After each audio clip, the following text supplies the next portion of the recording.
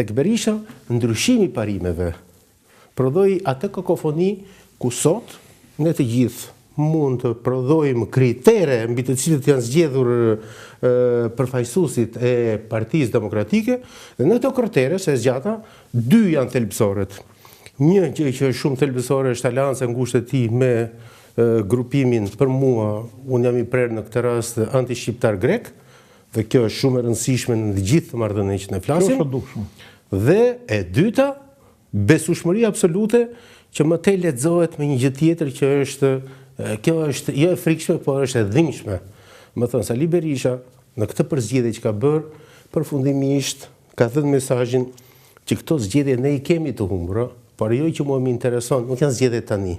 Pra nuk më intereson 11 maj dhe fitore 11 maj, por më intereson pas 11 majit si kjo parti do të vazhdoj të jetë besnike ime dhe se unë do të vazhdoj të rrethohem absolutisht nga besnikët e mi për të vazhduar pastaj mbijetesën e tij në këtë format që ati intereson se ky format intereson.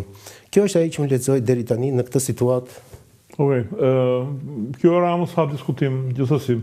Më bëri përshtypje lista e tij e cila kishte shumë emra të panjohur, me thënë të drejtën, dhe kishte rreth, jo sa ata që hoqi, rreth 30 vet, edhe nga ata 2-3 ju njeh emrin, nëse të tjerëve nuk ja u ke dëgjuar ndonjëherë zërin në parlament. Po këta të tjerët që kishte futur nuk më bënin përshtypje, sepse në qoftë se ti nuk je njeri publik, nuk je njeri që ke shpalosur idetë që ja ke hedhur publikut, kjo pastaj mbetet shumë e dyshim, mbetet në dorë të Ramës që ta gjykoj që shiko se ky është i Zoti. Kjo është pastaj kemi të bëjmë me një lloj qëndrimi shumë autoritarist, le të themi. Ka forume që diskutojnë aq më tepër në një, për shembull, po vjen këtë Andi Seferaj, Antonella Dedej, Arben Plumi njifej, Blendi Goç njifej, Blendi Sulaj i marrë nga Saliu, Edlira Dyrmisha, Eldi Çepeli, ky Ndrit Brahim Llari, këto mbeturinat e LSI-s si marrë vesh për çfarë i duhen. E të tjera, pa vazhduar me të tjerë. Kadilli. Një opinion i joti i pari për këto mënyrën e përzgjedhjes, raporti e tjera. Si mendoj që të dyve dhe bie dakord me edhe me ato që thotë zoti Meçi edhe me ato që ju ngritët si shqetësim në formë pyetje që sapo bët. Kemi realisht sistemi politik që ne kemi ka konsoliduar atë sidomos mbas 2008-s, që është kryetarokracia, pushtetin e kryetarit, jo të partisë, jo të antarit, jo të forumeve. Berisha i thret forumet, i thret antarët, votojnë, po ignoroni, as merr fare parasysh. Rama nuk e bën këtë teatr, është më i drejt për drejt në ushtrimin e pushtetit të tij si kryetar. Madje po të ndiqje podcastin sot të tij, shpjegoi se si ai kishte njohur 2 apo 3 nga këta që ka vënë në listë, pra i ka njohur Rama, po ne nuk i njohim, se s'kemi dëgjuar të thonë në një gjë jo politike, po as në një gjë të natyrës publike, se debate publike ka për shumë çka, që nuk është do e mos politik. Po përtek kësaj, në këtë model që ne kemi, në model kryetarokracie, si njëri si tjetri, madje edhe partitë e vogla, madje edhe ato partitë fare të vogla që nuk ishin në gjendje as të prodhonin një aleancë, sa do të brisht, apo partitë vogla që kandidon babain e tjetri, kryetarokracia është modeli që ne kemi në 34 vjet. Po ta kapërcejmë këtë dhe diskutojmë brenda sistemit me kryetarokraci, pra këtij sistemi me qasje të mbyllur, nuk ka qasje në sistem. Një forcë politike në çfarë do lloj sistemi matet me suksesin e vetë, mat me vendimet e veta strategjike dhe një lider. Atëherë, po të marrim rastin e Partisë Socialiste dhe Edi Ramës. Cili është problemi më i madh që ata kanë sot? Problemi më i madh është konsumi mbas 3 vjetësh, 3 mandatesh, 12 vjet në pushtet. Sigur ara dhe petulla të hash me kryeministrin 12 vjetërish, të vjen një moment mërzitesh. Jo më ta kesh kryeministrin. Atëherë, problemi është përtëritja. Natyrisht, përtëritja nuk prek kryetarokracinë, se jemi në sistemin e kryetarit, por ai merr vendim strategjik të guximshëm për të përtërirë ekipin e vet politik në parlament. Brenda të njëjtit sistem, njerëz të panjohur, po siç ishin ata më parë, përsërimet e thot vetëm pas 4 vjetësh në parlament 3-4 emra mbaj mend. Por, le të themi logjikisht, cikli pothuajse biologjik i një individi në politikë është diku ke 16 vjet deri 20. 2 mandate në opozit, 2 mandate në pushtet, po të kesh fat 2 në opozit, 3 në pushtet apo në sjellës. Më tutje se kaq, një politikan e ka shfaqur veten, e ka dhënë çfarë ka për të dhënë. Me përjashtime shumë të rralla, pjesa më e madhe në një moment të tillë si më thënë tërhiqet nga politika. Por duke ndjekur modelin e kryetarokratit, edhe këta deputetokratët e vegjël dhe këta nuk ikin. Dhe këta i quajnë madje veten senator. Dobia politike këtyre senatorëve është përsërit zero baras me sepse parlamenti shqiptar nuk ka forcë mbi ekzekutivin. Natyrisht kanë profile, po dole për ditë televizor krijon një profil. Nuk është ky problemi. Problemi është a janë të zotë këto forca politike të përballin me vendim strategjik ndryshimin dhe fatkeqësia është ndryshon qeveria, ndryshon maggioranca dhe nuk ndryshon opozita. Unë po marr raste konkrete. Çfarë i shërbejnë parlamentit shqiptar deputet që kthehen mbasi kanë 12 vjet që nuk janë deputet? Ke një në Korçë, ke një në Elbasan, ke në Tiranë. Çfarë kanë lënë pa thënë ta kur ishin deputet? Dhe çfarë lanë pa thënë e pa bërë në këto 12 vjet dhe u dash ka bërë tani? Berisha, me atë marrëveshjen që përmendi me drejt zoti Meçë, blindoi veten e vet në krye të partisë dhe qëllimi i tij vetëm është të kontrollojë maggiorancën e opozitës, pra shumicën e opozitës. Ndërkohë, Rama ka mbajtur edhe një qendrim tjetër strategjik, por që del pak nga tema, lidhur me reformën drejtësi. Ai e di shumë mirë që reforma në drejtësi është peu i briskut në për cilën ecën dhe ai vet. Por e di që është e vetmja vegël që i ka në dorë për të ndëjtur në pushtet, sepse 70% e shqiptarëve e duan të reformën drejtësi sepse dha shenja, patën besim, po dha dhe shenja dhe disa prova për të ndëshkuar ata që quheshin pa ndëshkueshëm. Ndërsa PD-ja dhe zoti Berisha e kundërshtuan që në fillim, e refuzuan çdo lloj iniciative dhe sot nuk gëzojnë dot as sukseset e denoncimeve të tyre, sepse e kanë quajtur organizatë kriminale e tjera. Pra në këtë drejtim, një forcë politike suksesin do ta marrin me aftësinë që ka lideri dhe forca vet për të marrë vendime të natyrës strategjike, të cilat janë të dhimbshme në një moment caktuar, por shpërblejnë afat gjatë. Unë kështu e kam parë listën e Ramës.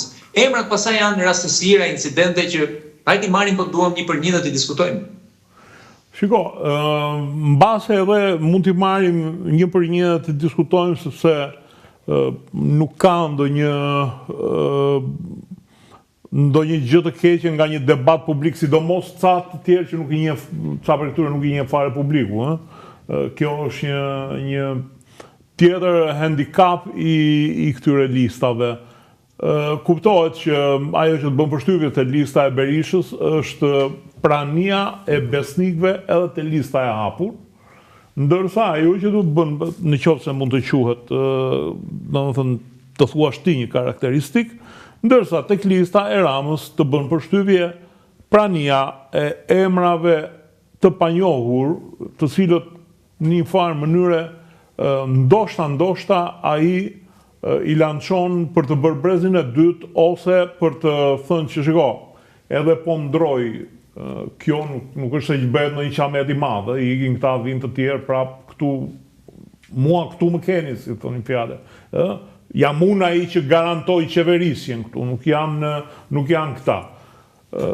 Çka natyrisht që zbe debatin politikës, sepse ata të parët po të shofësh dhe në për studio flasin gjithë si kamikaze, gëlltisin kasetën edhe s'ka burë nënë e t'indaloj. Ndërsa të dytët vështirë se japin ndonjë ide. Madje e thashu, ndër 30 që hoqin, një 26, pse ikën, pse ndëjtën, pse erdhën ca të tjerë, asnjëri si prishin punë se nuk ju mbahet mend emri për gjë. Gjithsesi, do doja të ndalesha pak të lista e Ramës, se jemi marrë gjithmonë me listën e Berishës, kemi bërë opozitën e opozitës. Qa garanton kjo listë për qeverisjen ben?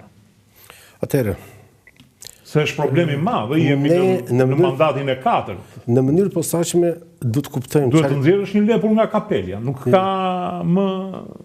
Në mënyrë posaçme du të kuptojmë që është trupi parlamentar i një partie.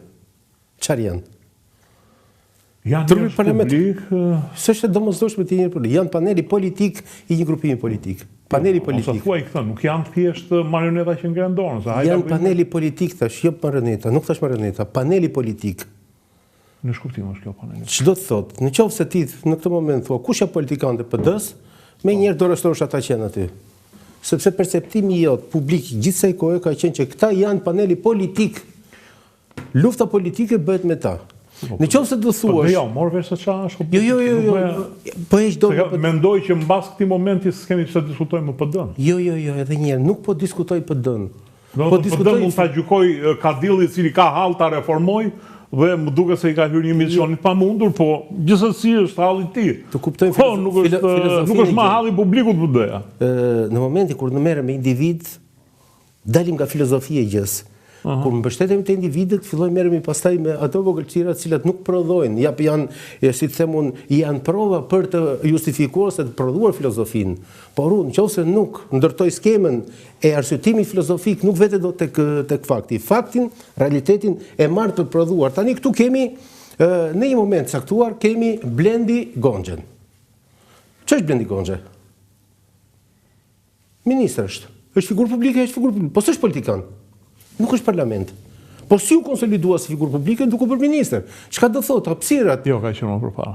Ka qenë që në kohën e lëvizjes studentore. Edhe një herë, tashmë që po diskutojmë është i tillë. Ka qenë administrator i drejtorisë patentave, për shembull.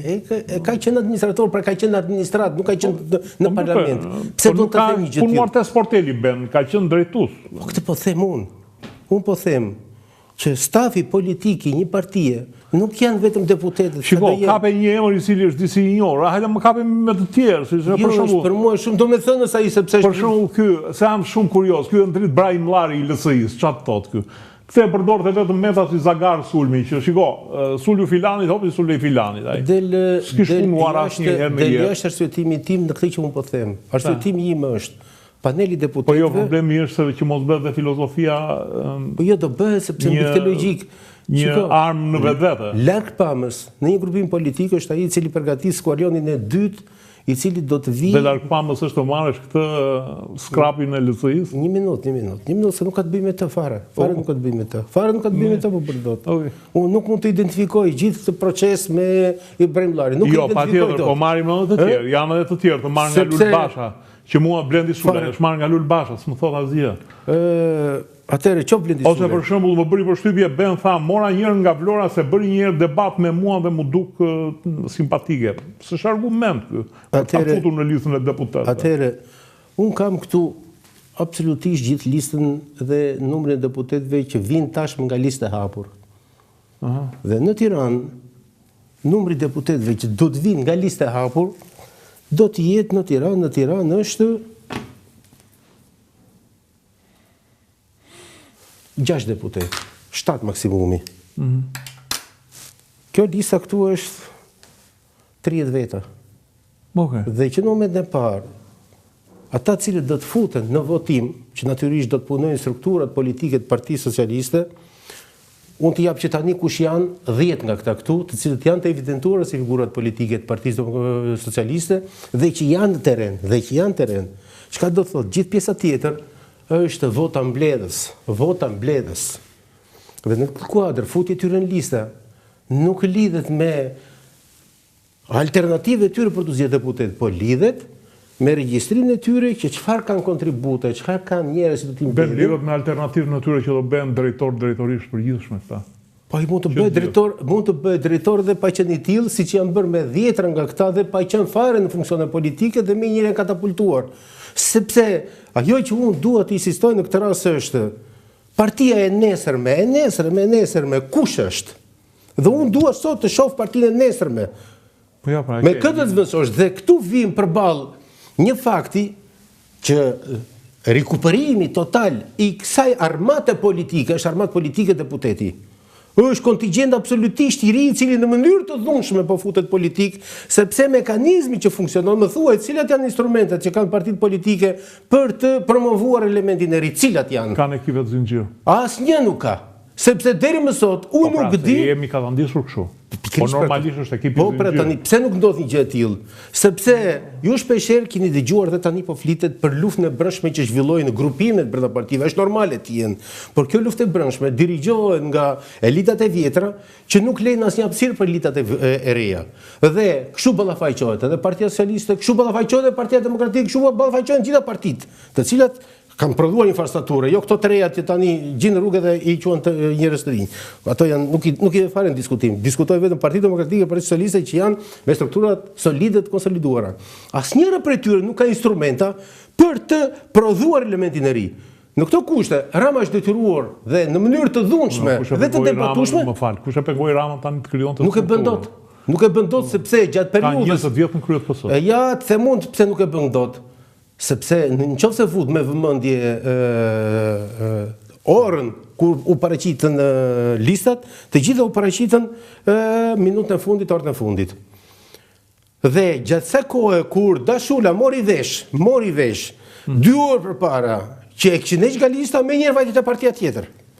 Dhe gjitha partitë pa përjashtim për të shmangur këto lëvizjet që reorientojnë absolutisht situatën, për të mos i lënë hapësirë njerëzve që zgënjejnë nga ty e vend të tjetër janë që janë gati t'i presin, s'ka rëndësi morali, rëndësi ka që këta janë figura politike që janë aktive dhe kanë elektorat dhe kanë njerëz në terren, që provojnë që kanë njerëz në terren, i tërheqin atëherë në këto kushte të gjitha partitë pa përjashtim, qoftë Partia Socialiste, që ishte më konsoliduar dhe i dhanë përpara votat, po Partia Demokratike. Po mirë, pse më Dashula do duket kaq e çuditshme ty që i vjen i natë, sepse ka investuar 27 vjet në atë parti, po pra.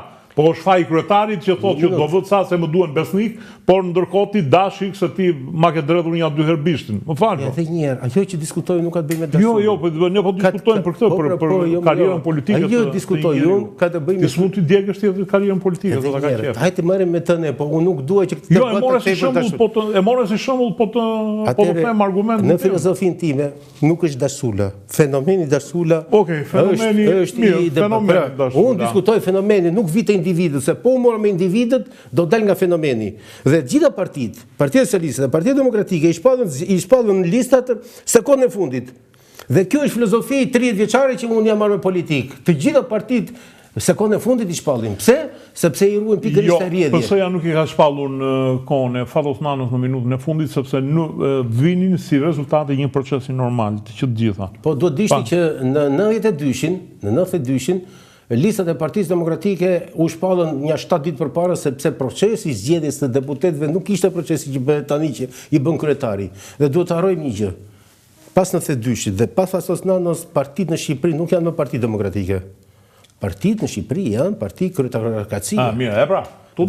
Dhe pastaj të tjerat janë dhe këtë ne duhet ta kuptojmë. Çështja është, dhe ajo që ne diskutojmë është filozofia e kryetarit. Jemi në kryetar të cilët në mënyrë të dhunshme hapin hapësirën për të rinjt, në mënyrë të dhunshme, jo demokratike po e them, po në mënyrë të dhunshme, sepse hapësirën për të rinj, mua më duket se hapin hapësirën për jesmenët, jo për. Po pse kush nga këta nuk ishte jesmen nga këta që shef këtu tani? Jo të gjithë. Të gjithë jesmeni kishe. Të gjithë, po unë nuk kam paras përveç Braçës, i cili ka reaguar, unë nuk kam paras kënd prej tyre të bëj një reagim. Ka ardhur një degradim i avashtë i këtyre partive. Që nësi ka, ne sot në këtë moment, që po debatojmë, tani jemi në momentin që ti ke treqerekun e emrave që si njeh njeri, prandaj pra ke ardhur në po ja po të marrun edhe ajo tjetër vitezez janë ju thoni nuk i njeh njeri se po marrim minutazh ndoshta të ka ditë po. Ka një problem. Në Shkodër është një person që quhet Benet Bece. Ja. Kush? Jonit Beleri. E njefti? Jo. Nuk e njeh. Unë s'njoh gjithë listën e Shkodrës. Normal. Ai sot është në listën e mbyllur të Shkodrës. Është një person i cili ka mbaruar ngjirin, ndërtimi është në kryetari i Bashkisë Shkodrës. Një person aq i dashur për Shkodrën sa ti nuk e merr me mend sa është. Po nuk e njohim ne, sepse mekanizmi që ka funksionuar tani për të evidentuar njerëzit e rinj është zero.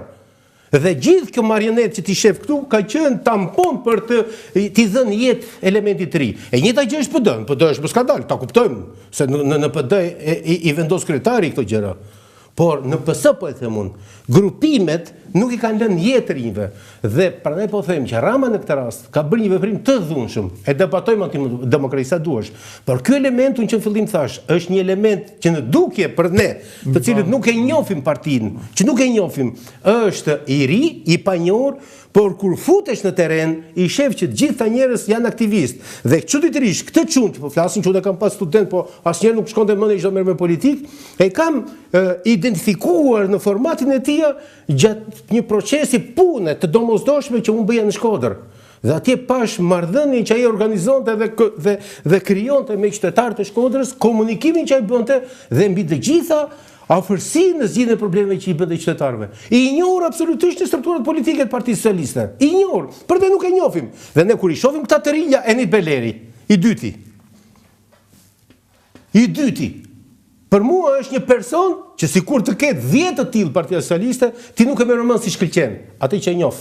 Sa e kam një rastësisht jo në pozicionin e pedagogut, por në pozicionin e punës, atë person dhe komunikim se tani ne në eksperiencën që kemi në politik, arrim të dividentojmë njerëz të cilët prodhojnë politik, njerëz të cilët qëndrojnë pranë qytetarit, njerëz të cilët deri tani që po më thua ti ky është një teknicien jam, po politikan unë nuk e di është. Çrënsi ka. Jo, ka shumë rëndësi. Po në 90-ën, në 90 dhe di çisha unë? Një idiot politik. Një idiot politik. Po erdha si kontingjent i ri. Nuk do operoj me metodologi. Dhe mos harrojmë që në qoftë se këta janë prezent tani në politikë, nuk janë këta më e shpatës së Partisë Socialiste, se ke të tjerët që i ke në krye. Dhe këta thjesht tani futen në ata habitat që fillojnë përgatiten dhe bëhen faktor për të marrë partinë nesër, pra rinovimi i partisë, nga Rama tashmë bëhet me një mekanizëm dhune. Dhe këtu tani fillojmë të bëhet, është i drejt apo s'është drejt? Për mua, unë them, e vetëm mënyrë që mund të veprosh në Shqipëri. Vetëm e dhuni zgjidh gjërat në Shqipëri, se në mënyrë demokratike harroj, jo në Parti Demokratike, Parti Socialiste apo kudo. Dhe ky është problemi madh që e kemi në Shqipëri, apo çështje edukimi, kjo nuk e di. Kabil, atëherë ti më duket se flet kohën vëlla, që i dashkë nëpërmjet debatit të zhvillohen gjërat. Ashtu dhe unë nuk e kuptoj se në qoftë se emrat ku ndikon autoritarizmi, ku ndryshon autoritarizmi Saliut nga i Ramës. Po jo nuk ndryshon, në thashë pak më parë, janë të dy kryetarokrat dhe bashkohen me ato që thotë zoti Meçe, instrumenti, teknologjia që përdorin tiranët e partive, perandorët, mbretërit e partive, është e njëjtë. Dallimi që ne po kemi në këtë diskutim është ka diktator të ndritur dhe ka diktator xahil. Ky është dallimi. Se dhe Berisha vetë bëri listë, si donte qefi. As e bëri kod votimet, nuk pyeti njëri. Edhe Rama si ndeshti qefi bëri listat. Puna është çfarë synime shke, çfarë objektiva shke me listën e parë. E dyta, a je strategjik, ke qëllime të qarta se ku do shkosh, ku do jetë e nesërme, se ato nuk janë për ngjarjen e sotme. Ato janë e ardhme e 4 vjetëve që politike për Shqipërinë. Të mirë, të ligjë, të zog, të pazog, ata do jenë politikanët e parlamentit. Pra ne do t'i shohim ke ardhmja. Vërtet ai djali që përmend nuk e fiksova mirë emrin, Julian Beqiri, mos gaboj u tha emrin. Mund të jetë teknokrat dhe mund mos bëhet kur politik. Por nga ai grup mund të dalin politikan. Dhe nuk dua t'i bëj avokatin Ramës. Por po të them një gjë. Në qoftë se një djalë i ri që 25-30 vjeç, kur Partia Socialiste erdhi në pushtet, do fut në administratë. Sot ka kaluar 12 vjet dhe ai mund të ketë shpërfaqur veten me zotësi menaxheriale, ndoshta edhe me zotësi politike. Dhe këto mbeten për të testuar. Por shiku është dallimi i madh i vendimit të të dy tiranëve të partive të tyre personale. Berisha ish qeverin, ish administratën, do ta bëj prap administrata apo qeveri, ndërsa Rama qeverinë e tij dhe administratën e tij e bën ish qeveri dhe ish administratë dhe të sjell një gjë të re. Si ndryshon kjo që flasun nga mëngjesi në darkë? Ndryshon vetëm nga opozita, kjo nuk ndryshon nga pushteti. Unë nuk pres që Rama të bëjë një ndryshim strukturor të politikës shqiptare, sepse ai po i shijon të mirat se lloj politike, por i kryeministër. Opozita duhet të ndryshojë mekanizmat se si përthith kualitetet e jetës publike, jetës politike, jetës profesionale. Përthith përfaqësuesit e nivelet të ndryshme të gjithë çdo shtresë të shoqërisë, të çdo komuniteti të shoqërisë. Që përthith çdo grimcë opozitarizmi. Dhe për këtë i duhen instrumenta të reja opozitës, jo pushteti. Se po të kishte edhe instrumentat mira pushteti, ne do të haronim të farë opozite që kemi. Unë, kandidat për kryetar partie, i bëra propozime të qarta, si duhet të zgjedhur kandidatët. Dhe unë kam propozuar primaret. Ne mori Berisha tam me primare dhe u tall vetë me primare tani.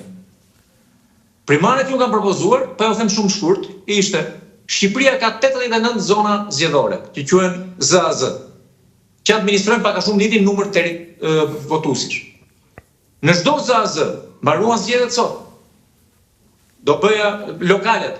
Ky ishte propozimi. Menjëherë pas mbarojnë zgjedhjet lokale, brenda vitit që janë zgjedhjet lokale, pra 2023-shit, bëhen zgjedhjet për çdo ZAZ përcaktohet kandidati për deputet nga e gjitha ndarësia mundësisht nga qytetarët.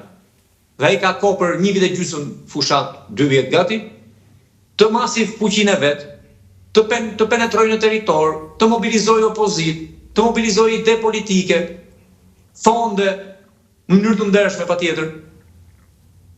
Të masiv vetëm pas të riqet, nuk e ka del dot. Të kënaq egot e dëshpëruara që kanë humbur, ka 1 vit kohë për t'i bërë këto gjëra. Mbaruan zgjedhjet politike në 11 maj, deri në shtator do kisha bërë, sipas propozimit tim dhe për ndryshim statutor, të votoheshin kandidatët për bashkitë, 61 bashkitë. Dhe ka kandidati gati 2 vjet kohë të punoj. Kjo e bën, siç PD-ja u nis, si një forcë që kishte magnetizmin për të mbledhur brenda njerëz shumë të ndryshëm, me origjina politike të ndryshme, origjina klasore po deshe të termave të vjetër të ndryshëm, me formim të ndryshëm. Por në momentin që këtë parti filloi ta merrte sidomos nga 92-shi e mbrapa, Berisha në një kontroll absolut, që erdhi duke u rritur, kjo parti ngeli vendimin e tij. Pse kemi duar të përfitur vendimin e dhunshëm të Berishës në 2005 për të futur kopin, ku erdhi Lulzim Basha, Aldo Bumçi, Majlinda Bregu, etj. Dhe unë që isha në Këshill Kombëtar, nëpërmjet kopit mu hap rrugë, se nga Këshilli Kombëtar nuk mu hapte rrugë. Se ishte gara me tjera kritere andaj. I dhunshëm dhe që dhe ai pati shumë pak kënaqësi në PD në ato. Ne dilnim para dite, prezantonim programin për taksën e shesh, Florian Mima, mbas dite në televizion Ridvan Bote thoshte, leri që flasin ata s'di se nga lidhet gomari në politikë. Ka që ashpër ishte historia. Por vendimi i dhunshëm i Berishës atëherë, po përdor fjalën e zotit Meçe, ishte pozitiv, ishte i mirë. Unë nuk pyes se shkelet statuti. E kam thënë kur isha kandidat, të dua pitën të tjerë. Vendimi i mirë është i rëndësishëm, jo thjesht vendimi statutor. Dhe vendimi i mirë vjen kur ti krijon mekanizmat e tu për thithjen e çdo vlere që ka shoqëria, dhe shoqëria shqiptare ka vlerë. Pse jemi të dëshpëruar në me ato lista që shohim? Sepse mekanizmi nga 2008 e mbrapa është lëpiu kryetarit që të mund të jesh në listë. Por do të them një anekdotë që ndoshta është pak e rëndë, por do ta them. Ishin 2 biznesmen që merreshin me shtëpi publike të dy. Njëri po jeste puna, tjetri nuk jeste puna. Dhe u takuan, i tha, si të ecën puna, me ecën, i tha. Po unë tha provova. I ndryshova muret, ndryshova perdet, ndryshova çdo gjë, thot, secën thot, më bie puna. Më fal për shprehjen, do ndryshosh kurvat, i tha, jo perdet. Ndryshova personel. Më falni për shprehjen, po kështu është. Jo, me qëra fjalla kështu i bërë deputetët, po nejse, s'kemi shtemi. Për këta po flasim.